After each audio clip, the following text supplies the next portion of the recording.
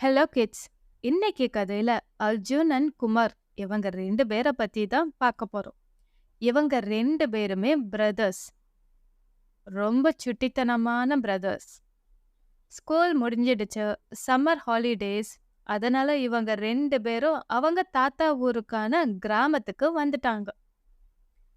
தாத்தாவுக்கான தொழில் என்னன்னா பானை செய்யறது. அவர் அழகழகா பானையில செஞ்சு விற்கிறது தான் அவருடைய தொழிலே. எப்படியாவது இந்த வருஷமாவது தாத்தா கிட்ட இருந்து பானை செய்யறத கத்துக்கணும்னு அர்ஜுனும் குமாரும் ரொம்பவே ஆசைப்பட்டாங்க. அதனால தாத்தா கிட்ட தெளிவா சொல்லிட்டாங்க, இந்த சம்மர் ஹாலிடேஸ் முடியறதுக்குள்ள உங்ககிட்ட நாங்க பானை கத்துக்கிட்டு தான் ஊருக்கே போவோம் அப்படின்ட்டாங்க. சரி கண்ணா, கண்டிப்பா நான் சொல்லித்தரேன் அப்படின்ட்டாரு தாத்தாவும்.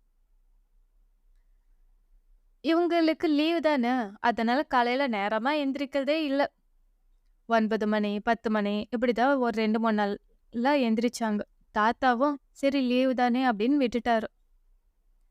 இவங்க எந்திரிச்சு வெளியே வந்து பார்க்கும்போது தாத்தா அவருடைய வேலையை செஞ்சுக்கிட்டு இருப்பாரு. ஏன் தாத்தா எங்களை எழுப்பி இருக்கலாம்ல, நாங்களும் வந்து உங்களுக்கு ஹெல்ப் பண்ணுவோம்ல, நீங்க அதுக்குள்ள வேலையை முடிச்சிட்டீங்கன்னு 2 பேரும் வருத்தப்பட்டு சொல்வாங்க. கண்ணா, இதெல்லாம் காலையில நேரமா எந்திரிச்சு செஞ்சாதான் கண்ணா எல்லாமே சரிப்பட்டு வரும். எனக்கெல்லாம் அப்படி வேலை செஞ்ச பல வருஷமா பழக்கமாயிட்டதுனால என்னால நேரத்தை மாத்திக்க முடியாது. நீங்க தான் கொஞ்சம் நேரமா எந்திரிக்கணும். நீங்க இப்பதான் ஸ்கூல் முடிஞ்சு லீவ்ல இருக்கீங்க. கொஞ்சம் முன்ன பின்ன தான் எந்திரிப்பீங்க. இதெல்லாம் உங்களுக்குலாம் ஒத்து வராது. நீங்களாம் நேரமா எந்திரிக்க ஆரம்பிங்க, அப்புறம் பார்த்துக்கலாம் அப்படின்னாரு தாத்தா. அப்புறம் அர்ஜுனும் குமாரும் சரி தாத்தா, நீங்க எந்திரிக்கும் போதே எங்களையும் எழுப்பி விட்டுருங்க அப்படின்னு சொல்ல, நான்லாம் 4 மணிக்கே எந்திரிச்சிருவேன்டா, நீங்களா அப்ப எந்திரிப்பீங்களா அப்படின்னு. தாத்தா அவ்வளோ நேரமெல்லாம் வேண்டாம், 6 மணிக்கு எழுப்பி விடுங்க அப்படின்னாங்க 2 பேரும். சரி கண்ணா, நான் 6 மணிக்கு எழுப்புறேன். எந்திரிச்சிங்கன்னா நீங்க என் கூட கத்துக்கலாம். எந்திரிக்கலைன்னா என்கிட்ட கேட்கக்கூடாது அப்படின்ட்டாரு தாத்தா. அவர் அடுத்த நாள் அர்ஜுனையும் குமாரையும் எழுப்புனாரு. அர்ஜுன் எந்திரிச்சிட்டான். ஆனா குமார் எந்திரிக்கல. இன்னும் கொஞ்ச நேரம் தூங்குறேன் தாத்தான்னு அவன் தூங்கிட்டான். அர்ஜுன் பொறுப்பா தாத்தா கிட்ட வந்து கொஞ்சம் கொஞ்சமா வேலைய கத்துக்க ஆரம்பிச்சிட்டான். குமார் லேட்டா தான் எந்திரிக்கிறான். இது 1 வாரம் 10 நாள்னு போய்க்கிட்டே இருந்துச்சு. ஆனா அர்ஜுன் அதிகமா கத்துக்கிறான்னு தெரிஞ்சுக்கிட்ட குமாருக்கு தானும் கத்துக்கணும் அப்படின்னு ஒரு ஆசை வர, அவனும் தாத்தா எழுப்பிவிடுற டைம்க்கே எந்திரிக்க ஆரம்பிச்சிட்டான். எந்திரிச்சிட்டு தாத்தா கூட போய் அந்த வேலையெல்லாம் செய்யறதுக்கு ரெடி ஆனான். தாத்தா அர்ஜுனை கூப்பிட்டு, அர்ஜுன் குமாரை அழைச்சிட்டு போய் ஆத்து மணலை எடுத்துட்டு வா அப்படின்னாரு. ஆத்து மணலை எதுக்கு தாத்தா, இங்கதான் இவ்வளோ மணல் இருக்கேன்னு குமார் சொன்னான். கண்ணா, ஒரு பானை செய்யறதுனா நீ முழுசா எல்லாத்தையும் கத்துக்கணும். பேசிக்ஸ்ல இருந்து கத்துக்கணும். உனக்கு எல்லா பொருளையும் நானே கொடுத்துட்டு இது இப்படிதான் செய்யணும்னு சொல்றதுல என்ன இருக்கு சொல்ல? என்னென்ன பொருட்கள் தேவைன்னு உனக்கு முதல்ல தெரிஞ்சுக்கணும். அதனால போய் மணலை எடுத்துட்டு வா அர்ஜுன் கூட போயின்னு அர்ஜுன் கூட அனுப்பி வச்சாரு. மணலை எடுத்துட்டு வந்தான். இது 2-3 நாள் வேலை. அடுத்து தண்ணியை எடுத்துட்டு வர சொன்னாரு. அது ஒரு 2-3 நாள் வேலை. அடுத்து அந்த மணலையும் தண்ணியும் சேர்த்தி களிமண்ணா உருட்ட சொன்னார். நல்லா கால்ல மிதின்னு மிதிச்சு இது பண்ண அப்படின்னு பெசைய சொன்னாரு. அதையும் செஞ்சுக்கிட்டு தான். இது 10 நாளா தொடர்ந்து போச்சு. குமாருக்கு வர வர அந்த பானை செய்யறதுல வர விருப்பம் குறைய ஆரம்பிச்சிடுச்சு.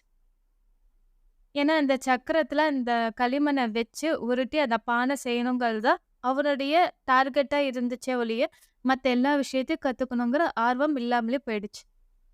இதெல்லாம் செய்ய செய்ய ஆர்வம் குறைய ஆரம்பிச்சிருச்சு. ஆனா அர்ஜுனுக்கு அப்படி இல்லை. எல்லாத்தையும் விருப்பத்தோட செய்ய ஆரம்பிச்சிட்டான். அப்புறம் தாத்தா ஒரு வழியா அந்த சக்கரத்துல களிமண்ணை வச்சு பானை செய்யறதுக்கு கத்துக் கொடுக்க ஆரம்பிச்சிட்டாரு. அந்த பானையில களிமண்ணை வச்சாச்சு. அத வந்து ரொம்ப ஹார்டா வைக்கக்கூடாது. கைய வந்து பூ போல வைக்கணும். அது குமாருக்கு தெரியல.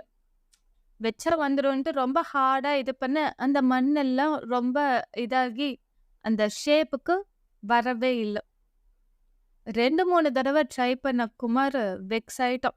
போ தாத்தா, எனக்கெல்லாம் இந்த பானைலாம் செட்டே ஆகாது. நான்லாம் இதுக்கெல்லாம் வரல அப்படின்னு விட்டுட்டு போயிட்டான். ஆனா அர்ஜுன் முயற்சிய கைவிடவே இல்ல. எத்தன முறை அந்த பானை கீழ உடைஞ்சு உடைஞ்சு விழுந்தாலும், மறுபடியும் மறுபடியும் அவன் முயற்சி பண்ணி கத்துக்க ஆரம்பிச்சுட்டான். ஒரு 2, 3 நாள்ல அவன் பானை அழகா செய்யவே ஆரம்பிச்சுட்டான். தாத்தா சின்ன சின்ன விளக்கு, பானை, வெவ்வேற பவுலு இதெல்லாமே சொல்லிக் கொடுக்க ஆரம்பிச்சுட்டாரு. அது மட்டும் இல்லாம அந்த பானையில எப்படி காய வைக்கணும், எப்படி வந்து அம் அந்த நெருப்புல இட்டு சுடணும், அது எல்லாத்தையுமே வந்து அர்ஜுனுக்கு சொல்லிக் குடுத்தாரு. ஏன்னா, அவன் ரொம்ப ஆர்வமா ஒவ்வொரு விஷயமா நெறைய கேள்வி கேட்டு கேட்டு கேட்டு கத்துக்கிட்டான். "ஏன் தாத்தா இதெல்லாம் சுடணும்? ஏன் இதெல்லாம் சுடக்கூடாது?" அப்படின்னு ஒவ்வொரு கேள்வியா கேட்டு கேட்டு அவன் கத்துக்க ஆரம்பிச்சான். தாத்தாவும் பொறுமையா, "பானையெல்லாம் சுட்டா தான் அதெல்லாம் உடையாது. ரொம்ப நாளைக்கு அது தாங்கும். சுடல அப்படின்னா, அது வந்து உடைஞ்சிடும்." அப்படின்னு நெறைய விஷயங்கள் சொன்னாரு. அப்புறம் அதுல சின்ன சின்ன ஹோல்ஸ் இருக்கும். அதெல்லாம் இருந்தா தான் நல்லது. இந்த மாரி சின்ன சின்ன நுணுக்கமான விஷயங்களும் அர்ஜுனுக்கு சொல்லிக் குடுத்தாரு. அர்ஜுனுக்கு ஒரு ஆசை. பானைலாம் வந்துடுச்சு. ஆனா, இந்த பானைய இன்னும் கலர்ஃபுல் ஆக்குனா, இன்னும் நெறைய பேர் வாங்குவாங்கன்னு அர்ஜுனுக்கு தோணுச்சு. அதனால அவங்க அப்பா கிட்ட சொல்லி, நெறைய பெயிண்ட் எல்லாம் வாங்கிட்டு வந்து, அந்த பெயிண்ட் எல்லாம் அடிக்க ஆரம்பிச்சான். நெறைய வரைய ஆரம்பிச்சான். பானைலாம் இன்னும் கலர்ஃபுல் ஆயிடுச்சு. அதெல்லாம் கொண்டு போய் சந்தையில விக்கும்போது, இன்னும் நெறையவே சேல்ஸ் ஆச்சு.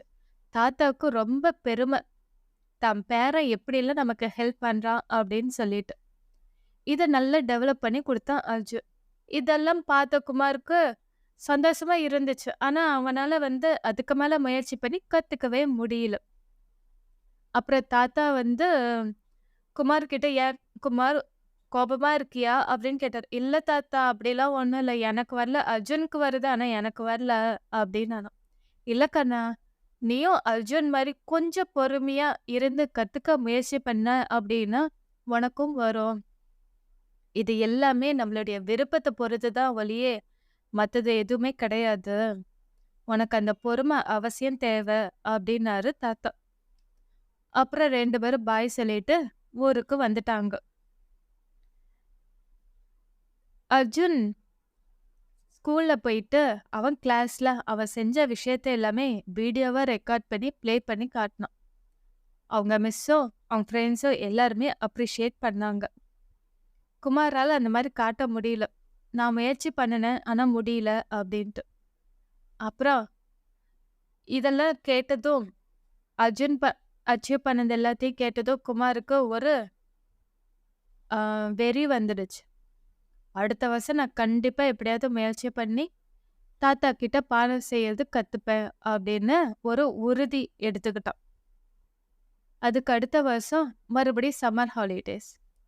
குமார் இந்த வருஷம் எந்த ஒரு தோல்வி வந்தாலுமே விடாம முயற்சி பண்ணி பண்ணி தாத்தா கிட்ட நல்ல முறையில பானை செய்ய கத்துக்கிட்டான்.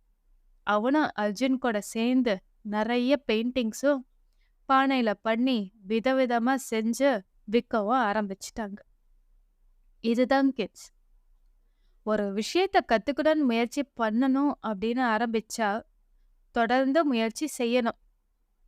ஆரம்பத்துல சில சறுக்கல்கள் வரும்.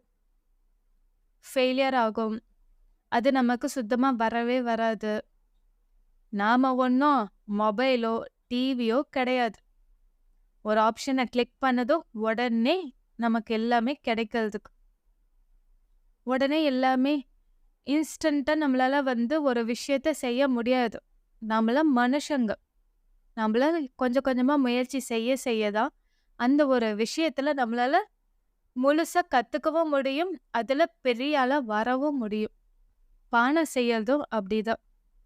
பானைக்கு தேவையான பொருட்கள் என்ன? அதுக்கு தேவையான களிமண்ணை எப்படி ப்ரிப்பேர் பண்ணணும்? அது பதத்தோட பண்ணுனாதான் அந்த பானைய அழகா செய்யவே முடியும்.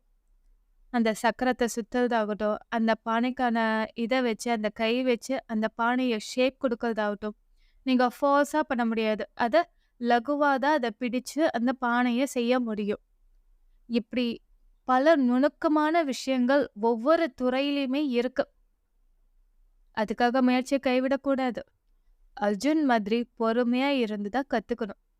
பொறுமையா இருந்து கத்துக்கும் போது தான், நமக்கு சொல்லிக் குடுக்குறவங்க, அந்த தொழில்ல இருக்கிற நுணுக்கங்களையும் சேர்த்து சொல்லிக் குடுப்பாங்க.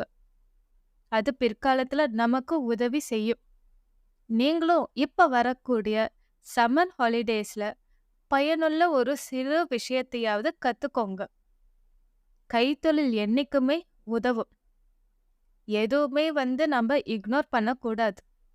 சின்ன சின்ன விஷயமா இருந்தாலும் சரி, ஒரு டிராயிங் வரையறதாகட்டும், பானை செய்யறதாகட்டும், இல்ல ஒரு கார்டன் வைக்கிறதாகட்டும், ஒரு செடிய வளர்த்துறதாகட்டும், எதுவா இருந்தாலும் சரி, உங்களுக்கு பிடிச்சத கத்துக்கோங்க. ஆசையோட, ஆர்வத்தோட கத்துக்கோங்க. விடாமுயற்சியோட கத்துக்கணும். எனக்கு இது வரல அப்படின்னு குமார் மாதிரி விட்டுடக்கூடாது. எந்த ஒரு பிரேக்கும் இல்லாம அத தொடர்ந்து முயற்சி செய்யும்போது தான், அந்த விஷயம் நமக்கு ஈஸியா புரிய வரும். அந்த ஆர்வமும், விடாமுயற்சியும் தான் நமக்கு பல விஷயங்கள கத்துக் குடுக்கும். சரிங்களா கிட்ஸ்? Thank you.